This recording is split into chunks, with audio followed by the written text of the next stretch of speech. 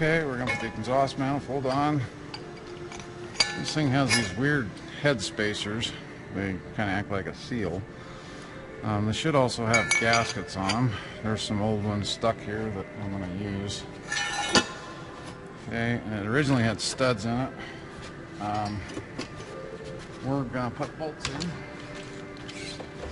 That's kind of a fairly normal thing to do on these.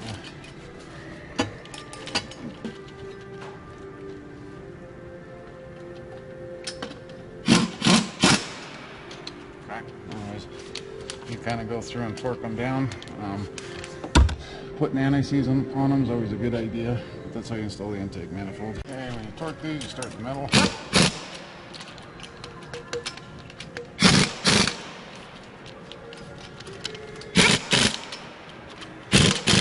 Work your way out. These manifolds do split.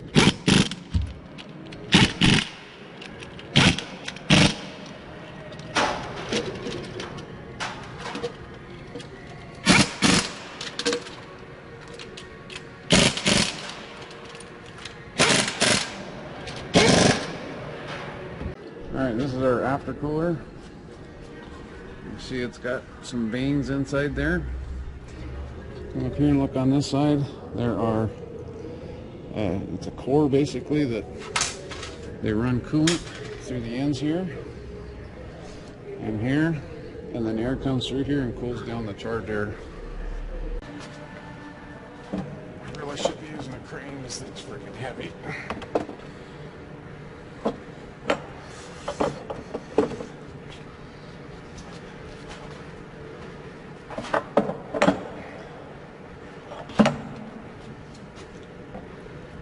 And the bolts come up from the bottom. There's a pain in the butt on this one.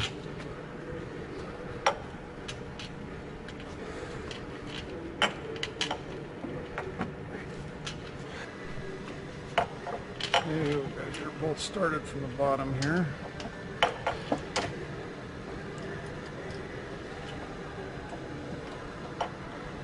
These are fun to get in.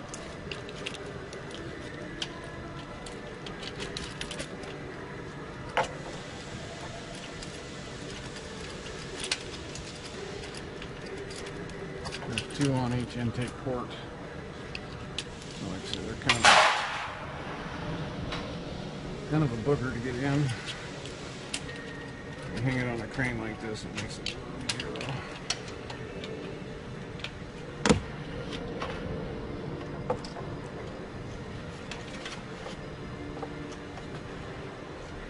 May have to wrench these in, which is not much fun either. And we'll get those started on the back. This aftercooler is a trick to get on. There's a couple bolts you got to get through the wrench. If I wouldn't have put the fuel lines on, I could have done this easier. Didn't realize it. Next time I'll know. Ratchet wrenches are just handier than heck for this stuff.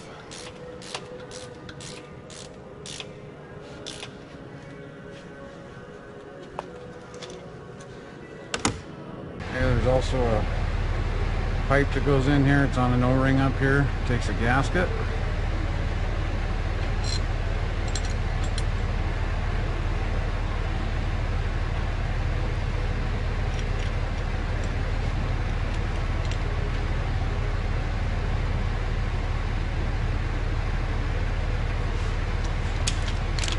Torque those up.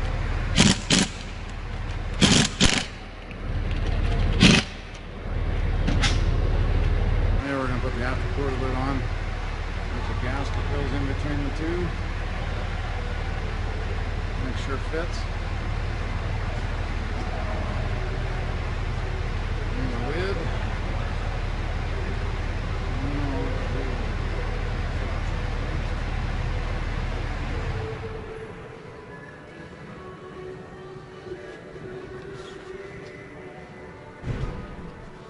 Like these are the shorter bolts.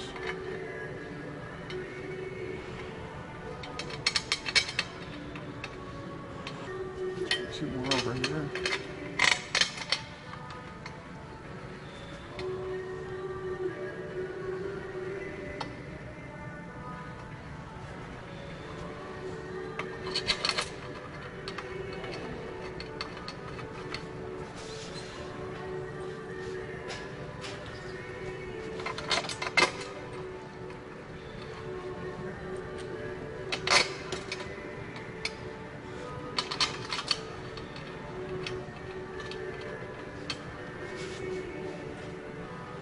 pile of them. I usually don't take this apart unless I'm looking at something.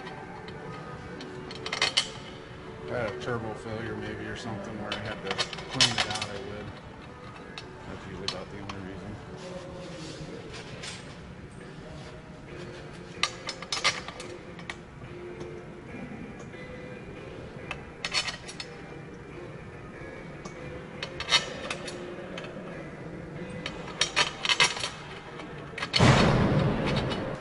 Alright, we're going to buzz these down. Start on one end and work our way to the other.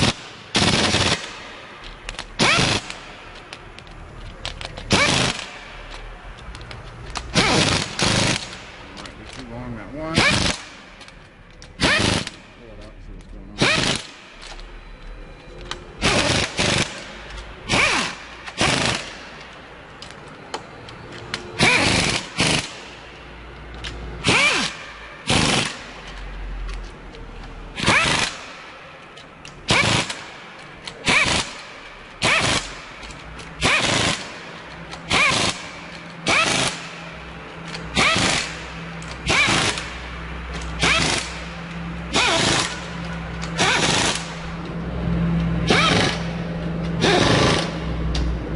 Like that.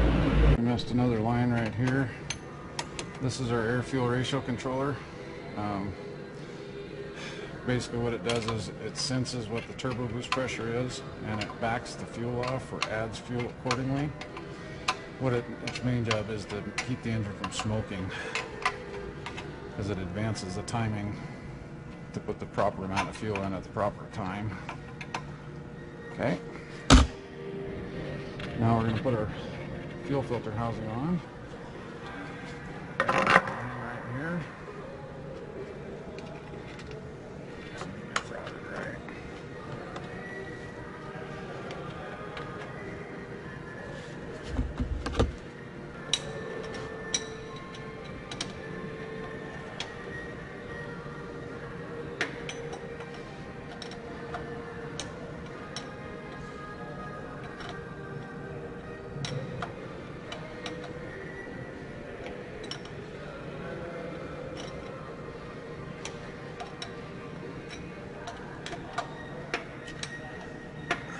A lot of times there'll be a hand primer pump on that housing.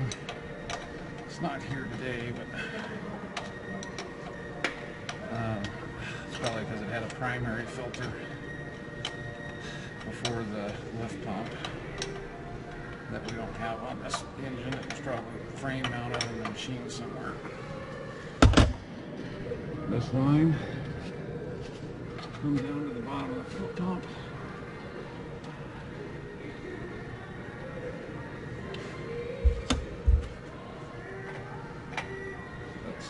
Basically, fuel comes in here, comes out this hose through the secondary fuel filter into the pump. This would be a return line right here. Oh, I got a hold down clamp to put on.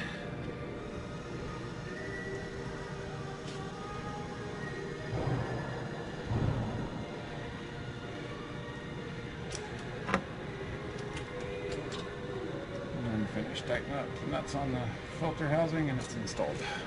Okay, this pipe is going to go over to the water pump.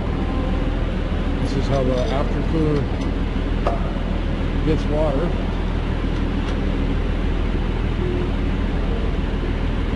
4 bolts here, there's a gasket on the other side and where it goes in the water pump. See here.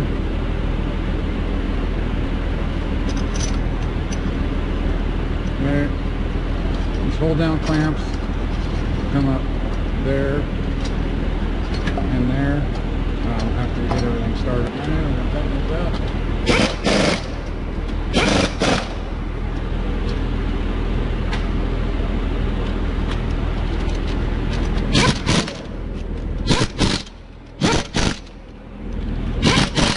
You always want to tighten the flanges before you tighten hold down clamps.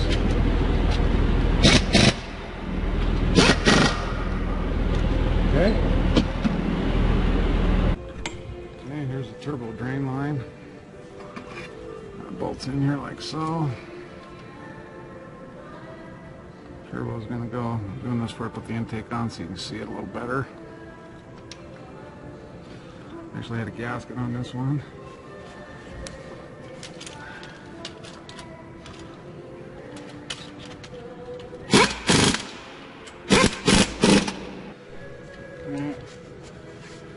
And tighten all these up.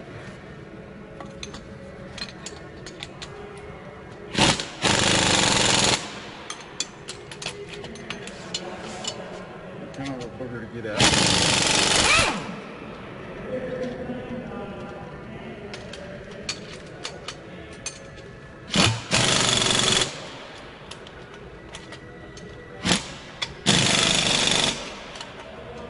There's two more over here.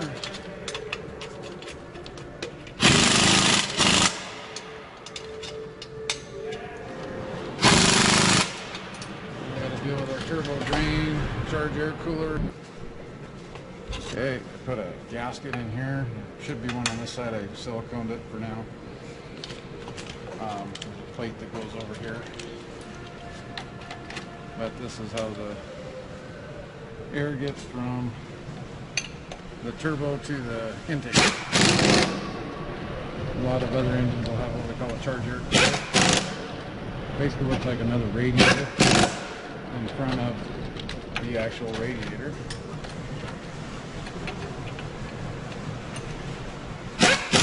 And these should be torqued, obviously. Okay, here's the turbo drain. There's a gasket that goes there. And some of these can be tricky. The tube will get bent. Some of those types of things. Kind of a booger to line up. I may have to take the other side off and do this one. Do it first, this first. Which is what it's looking like. I had to loosen up the one on the bottom first.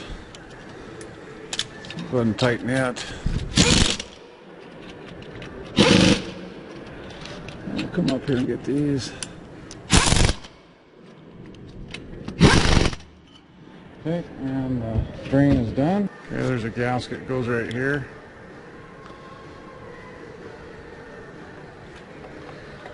And then this tube goes into the oil filter housing fitting.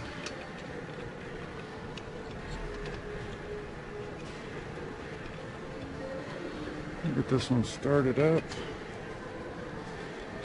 It's started, looks like. Okay, and then we're going to hook up our fitting at the bottom.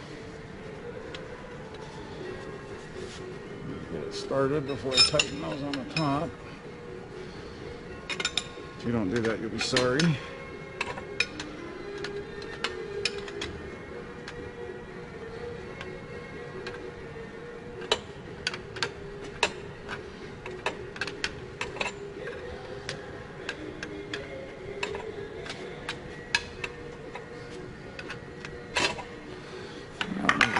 Show you where that one is.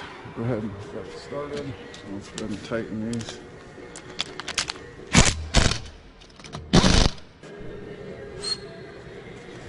Okay, here's the other end of that. It's a JIC fitting.